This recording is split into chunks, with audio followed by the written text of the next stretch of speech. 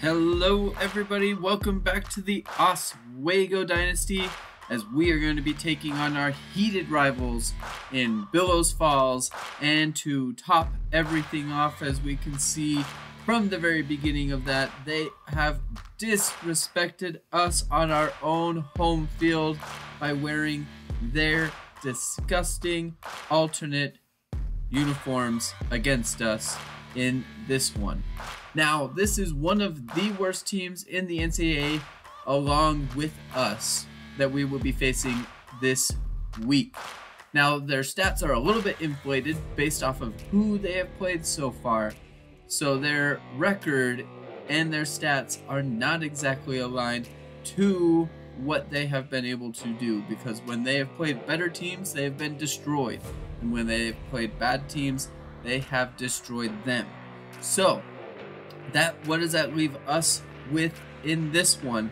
We will have to see, because this team is not a team that we love to see.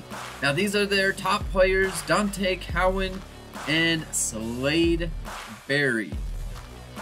They are decent on their own right with this team being in the 80 overalls, especially that Slade Berry with being a sophomore and Dante Cowan being a junior, both pretty young as we are getting ready for this one. Now, one thing that we wanted to look into this week is to adjust our kickoff team, as we have been absolutely blasted by all the teams so far that have just taken it back to the house, as everybody has been sitting on the ground because our backups are our old team from last year, and we want our new starters out on the field because that is who our players and our game players are. So we will see all the changes and what we can do against this Bellows Falls team. So Bellows Falls has won the toss and they have elected to defer to the second half, and now Bryson Hill gets a chance to take this one back, and he will return this one just past the 20-yard line as he picks up 20 yards on that kickoff as we start this heated rivalry from the two teams here in the Independence. And Marcus Steele is going to receive that inside handoff, and Bellows Falls, just like last year, were ready and swallowed him up on that one. Bo Hawk with the tackle on that play. So now Abdul Pace is going to fake the handoff to Marcus Seals, and he will throw an errant pass on that one, and that will end up out of bounds, setting up a long third down on this one. And now he's going to be dropping back to pass, and he's going to find Devin Fontaine on that one, on that inside route, picking up 19 yards, but more importantly, a first down on that third and long. So now Abdul Pace is going to pitch this one late to Marcus Seals. Probably could have kept that one and maybe been a bit safer, but Marcus Seals is going to be picking that one up, and he will pick up 3 yards on that dangerous option route. So now Marcus Seals is going to receive that little outside handoff in that train formation, and he will pick up 8 and the first down on that one. Oswego's got a drive going in this start of the game, and now Obi Hopkins is going to go pick up a good run for him, picking up 7 yards on the play, getting this ball moving. Now we've got Timmy Flanagan, who is back from injury. He's going to keep this one instead of handing that one off up the middle, and is going to go and pick up the first down, picking up 3 yards on his first play back from his upper body strain. Same play again, and he's going to hand that ball off to Trent Gaines, and he is going to be brought down by the face mask, which will result in more yards on this very promising Oswego Blizzard drive. They have come out fired up with this Bellows Falls disrespect. Abdul Pace is going to be rushed out of that one, and that ball is going to end up in the dirt as he will have an incomplete pass. And now we're looking at 3rd and long inside the red zone. Abdul Pace back to pass, and that one is going to be thrown over the head of the receiver, and that will bring up 4th down, which will result in an Oswego field goal attempt. See what they can get. First blood on this one, and that one will sneak through the uprights, and that will be the lead for the Blizzard. One of the first times ever, if not the first one, of their career. going up 3-0 as they will now kick this ball off to the Leatherbacks. And Bob Bowman is going to receive that one, and he will take this one 28 yards, just approaching the 30-yard line as he takes that one from his own goal line. And now Carter is going to receive this handoff, and they will be gang tackled on that one, and will pick up 3 yards on that off-tackle rush. So now 2nd down and 7 on this one, and Kerry Carter is going to receive this handoff, and he's going to break free from the tackle, knocking the players down, and nobody's going to catch him on this one. He will take this one to the house as Bellows Falls will take the lead right back after the Oswego field goal on that one. As we are looking on this one back, and the shove knocks down 2 Oswego players on that one, and the dive just misses from MJ Shelton on that one, leaving nobody back, and a touchdown for Kerry Carter as he went off on us last year on their own home field. So now Thomas Mayo is going to take that one back, and he will only return that one for 19 yards on the play, setting the ball up on the 22-yard line. And now Marcus Seals is going to receive that inside handoff, and he'll pick up 8 yards on a good 1st down rush for that one. So now Timmy Flanagan back in the game in the flex bone option offense, and Trent Gaines is going to receive that inside handoff and will pick up the 1st down. One of the big ticket items is stopping that inside run if you are going up against a option offense, and that time Obi Hopkins is stopped on that one by Serge Workman up the middle, and that will result in a no gain on that one. Abdul Pace back to pass, and he is going to go find Thomas Mayo on that one, and he will pick up 8 yards on that one, setting up a nice manageable 3rd down for the Blizzard.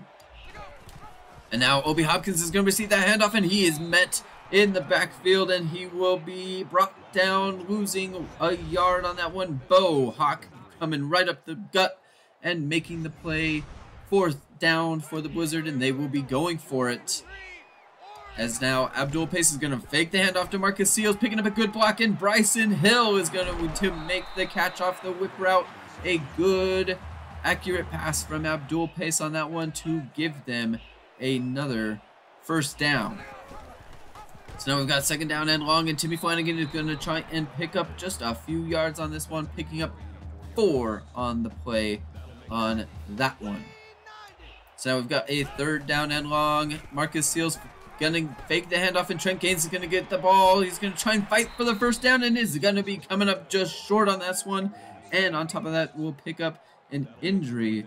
We will have to wait and see how he recovers from that one. Abdul Pace now on 4th down is going to drop that back to pass, and he will lead his receiver too much, and that will be a turnover on downs as the promising drive is shut down on an inaccurate pass from Abdul Pace. Not something that we haven't seen before. Definitely something to look out for next year.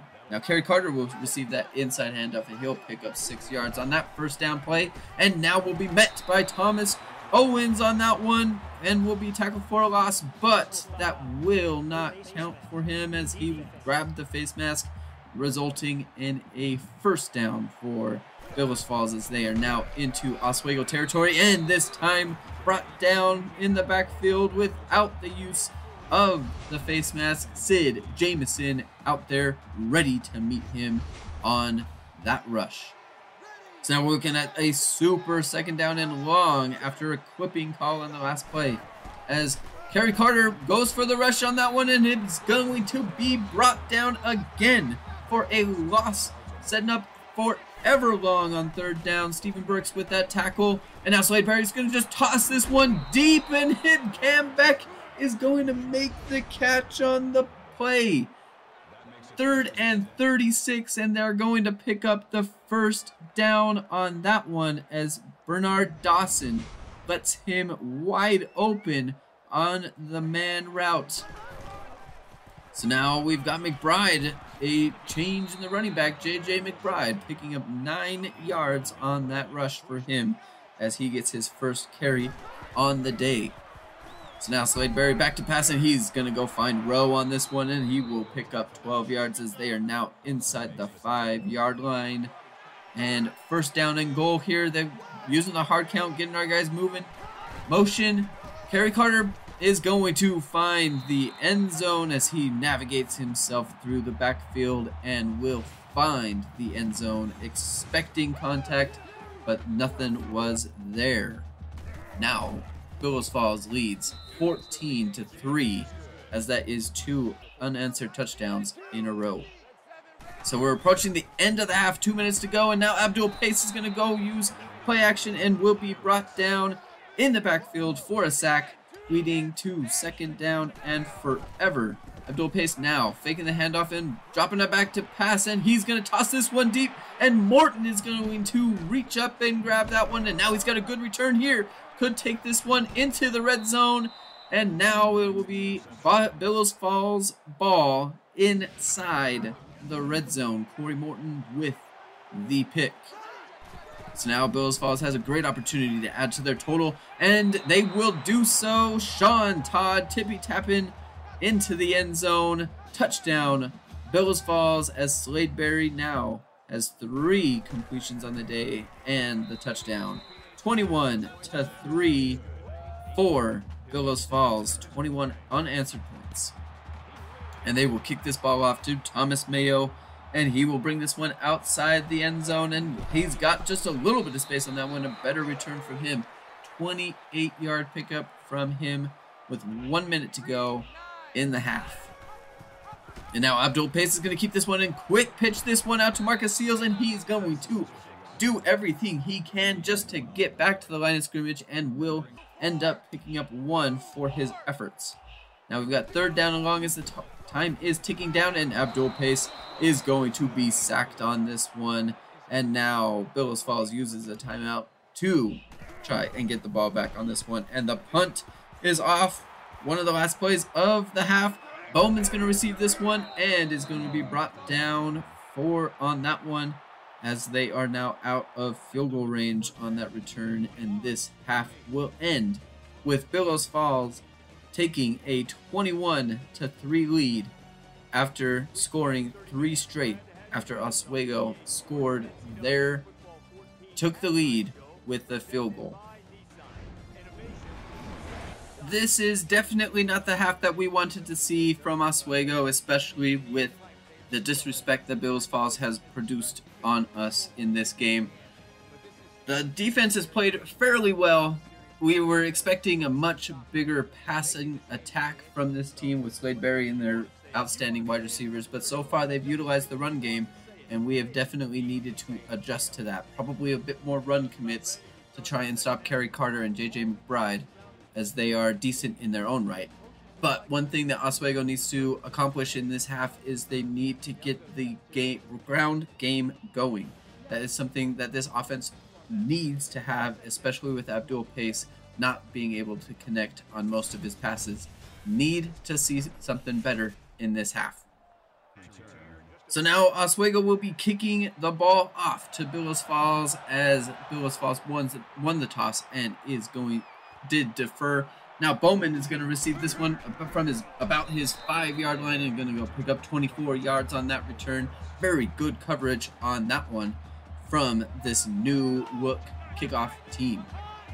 So now Bellows Falls is going to receive that ball here, and Kerry Carter is going to find wide open space. Nobody is going to catch him, maybe Dante Cowan, but that is a touchdown for the Bellows Falls and Kerry Carter, as he gets his second long run on the day.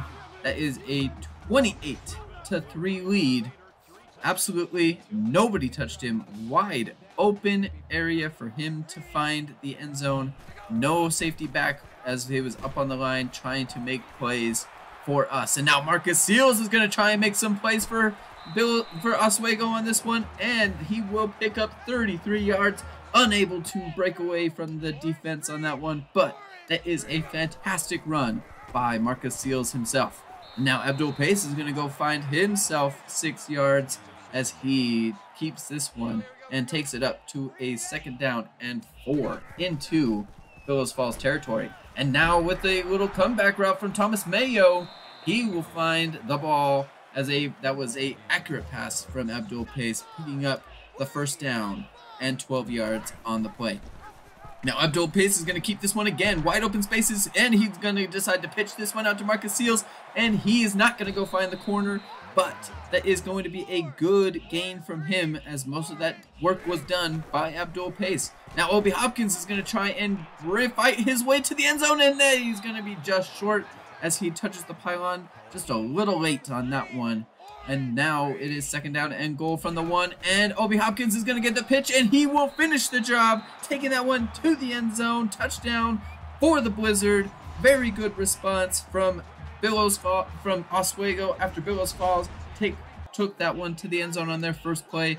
Oswego will go for 2 as they try and close the gap on this one, but that inside handoff was read very easily by this Bellows Falls defense. And now Oswego, needing to get the ball back quickly, will onside this ball, and Todd will pick this one up. But there's a fumble, and it is picked up by Oswego. A successful onside kick on this one as that ball was fumbled, and now Oswego has another shot at getting more points.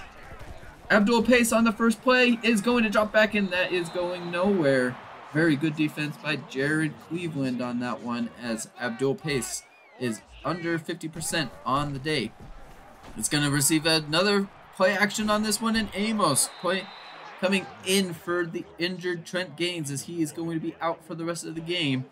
And now we are looking at a 4th down on this one. Abdul Pace, play action pass, going to just toss this one deep, and that will be knocked down. Jamil Hawley on that one as Oswego is unable to capitalize on the successful onside kick. Now Kerry Carter will take this one, and he will take it 10 yards, coming up just short from the first down. Slade Berry is going to be met in the backfield on that one, being brought down by the cornerback, Bernard Dawson. So now it is 3rd down and short as they are going to rush Slade, and it is going to be just a little bit late on that rush as the ball just gets away, but that is a good stop from Bellows, and even better after the missed field goal. Now Oswego again has another shot to keep themselves in this game, with it being 28-9. Just need a couple drives to get this one going. So now Abdul Pace is going to hand that ball off to Marcus Seals, and he finds a hole, very tight hole on that one, and he will take that one deep into Bellows Falls territory, but that's going to be coming back. That is unfortunate on that one. Obi Hopkins credited with a hold as now it is 1st down and long. Now Marcus Seals is going to make it all back up and is going to go back into Bellows Falls territory, picking up 30 yards on that play. He got the yards back and some on that one. Abdul Pace is going to fake that inside handoff to Amos, and that is going nowhere. Very much met by Jacob Bowling on that one, as it is now 3rd down and long. Timmy Flanagan keeping this one on the play, and he will not be getting up on this one. After just getting back from last week, he is now down, and hopefully he is all right. We're out without Marcelo Mobley in this one and Timmy Flanagan. And now Abdul Pace is going to toss this one, and that will be a turnover on downs, as that is a very good deceptive play by that linebacker, dropping back into coverage instead of dropping down on Amos, as Ralph Lucas for the Bellows Falls knocks that ball down, and now they will take the ball back, but is quickly brought down. Kerry Carter for a loss. Alan Smith, the brand new JUCO transfer, picks up the tackle for a loss. So now 2nd down and 13. Kerry Carter might find some space, but is going to be brought down from behind and picking up 10 yards and making this a more manageable 3rd down. Very big stop here for Oswego if they get it, and now they are bringing J.J. McBride down. Thomas Owens creeping up and making the play on that one as they sold on the run, and they sold correctly, as now Bellows Falls will punt this one away. Very good drives, stopping by the Oswego defense so far in this game. And now Bernard Dawson breaks free from a tackle and is unable to make his way out of that one, as he will be brought down after picking up 10 yards on that punt return. So now Marcus Seals is going to receive that handoff, and he will be met in the backfield on that outside handoff. Bo Hawk making the play. 2nd down and 11. Now Obi Hopkins is going to receive the inside handoff, and he will pick up basically nothing on that one, as he has not been able to do anything all game outside of his 2 good runs so far. And now Marcus Seals gets no blocks on that one, and that will set up a 4th down and forever, as Oswego again unable to capitalize on the very good defense and onside recovery from their defense. Now Kerry Carter goes outside, and he will take this one again. Nobody gonna catch him as he finds the end zone, making this a 35-9 game, basically sealing it up on that one. So now we're gonna bring in those backups, and we've got Daniel Schaefer on this one, as he will come in as the emergency quarterback after we are missing Timmy Flanagan and Marcelo Mobley. We are now going to be out with 3 injuries, as Gaines, Mobley, and Flanagan are all injured from this game. Marcelo Mobley from the game before, but we will be missing a good chunk of our offense in this one, as we will end the game on that one, losing in this rivalry to Bellows Falls 35-9 in this game. This was definitely not how we wanted this game to go, especially being against our rivals, and when they're wearing their alternates on our home field when we're not supposed to be wearing our alternates. It's a bit disrespectful to us and our own home field, and we really tried to show them that. And our first drive, we did really well. I think that we had pretty good drives throughout the game.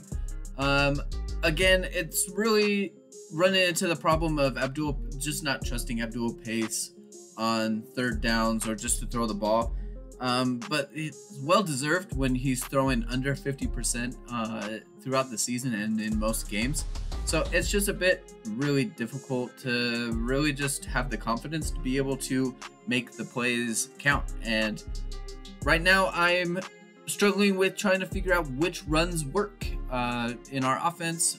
We've had a couple that looked really good, but it's really the problem that we're running into now is that we've got Timmy Flanagan out and Marcelo Mobley that are going to be out. So that's going to be really difficult to try and go and have any other quarterback do anything, because we're kind of stuck with Abdul Pace. Now, I'd say we're stuck with Abdul Pace, but he's still better than Timmy Flanagan and Marcelo Mobley in the passing game. So we're in a really difficult spot with the passing game. So I've got to figure out and spend some time really trying to figure out how to really move our offense, because when we move really well, and then we just kind of stall out. We just need to be able to pick up a few more yards on 1st down and 2nd down on those longer drives, which we haven't done, so that we don't get into the situation of where we need to throw the ball. So how we're going to try and fix our season is we got Bubba Johnson. We got Bubba Johnson. Look at those stats from him. 83 speed. That's 4.56. The guy runs a 4.56. Put that into perspective for you. Our wide receivers on our board right now, the fastest one that we have runs a 4.6. This guy's faster than our wide receivers we're recruiting. Plus he's got a B tackle, he's got B block shed, and at least the 70s in all the power moves and the finesse moves, play rec, pursuit, hit power, and strength.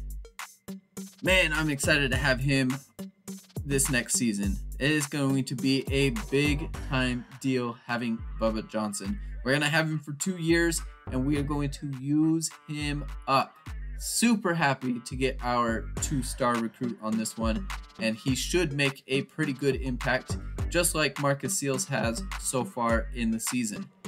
So looking at a little bit more at our board in this one, we are starting to approach looking at increasing some points here for a couple guys. We're on week 7, so we are going to be looking at trying to search for some new guys as well, but we are going to try and get Calvin Wyatt.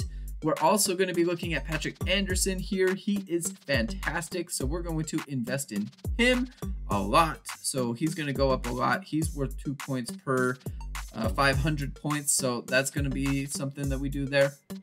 And then we're going to look at James Sims as well.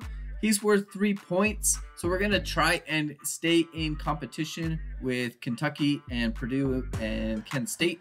So we're going to try and stick with them. So because it's week 7, this is our last chance of being able to get recruits onto our board. So we did a halfback search. We definitely looked at them. Something that we've also noticed with our team is we need cornerback help. So we did a quick national search to try and find any cornerback that's better than the cornerbacks on our board. So we're looking at C's for our coverages and our press, but unfortunately we're not able to find anybody that was better than what we already have. So going into this last week, we are sitting at 8.7 points, still above budget, but we are at least approaching better within that budget. So we are doing okay in my book, but we can't be sitting up above our budget for much longer. So now we're going to be looking at next week. We will be playing Nebraska Kearney, another Tier 4 team, and another team that has not won a game so far this season. This will be a huge game for us. This is a fantastic opportunity for us to be able to come out and go win some games. Maybe we can pick up our first win on this one. We've lost 18 in a row. Don't want to make a habit of losing, but right now we could see another 0-12 season. Now, you would probably wonder about our safety as a coach, but this being our first recruiting class, we still get a little bit of leeway from the athletic director, because this is the second season of Oswego football in history, and this is our first recruiting class, so you would expect a little bit of leeway. We're going to be getting our second recruiting class this next year, and that's when we probably should start seeing some results on the field, or else we're probably going to be running into a situation where we're probably not going to be coaching at the Division I level anymore, because if we can't hack it with the worst team in the NCAA, why would you hack it on another team? So we will see what we can do on this one as we are coming up into this next part of our season, as we are approaching the halfway point in the season. Like I said, something that I really need to work on is I really need to figure out all of the runs, because a lot of the times I'm scrolling through our formations and just trying to find which run I want to call, and it kind of makes things a bit more difficult when I am less organized. So I will be probably trying to be a bit more organized with my play calling so that we can actually sustain drives and really just keep things going. But I'm seeing great things from the defense so far, but it's hard to sustain that for the whole game. So thank you so much for watching the video, and we will see you next week.